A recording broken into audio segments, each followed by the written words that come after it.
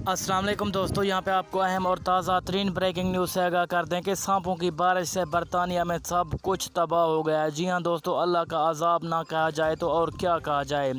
जी हाँ दोस्तों, सांपों की बारिश हो गई और बरतानिया में सब कुछ तबाह बर्बाद हो गया, जो कि मैं आपको इसकी फुटेज भी दिखाऊंगा और मुकम्मल तफसील के साथ बताऊंगा इस छोटी सी वीडियो में। तो दोस्तों, वीडियो को आपने आखिर तक लाजमी देखते रहना है।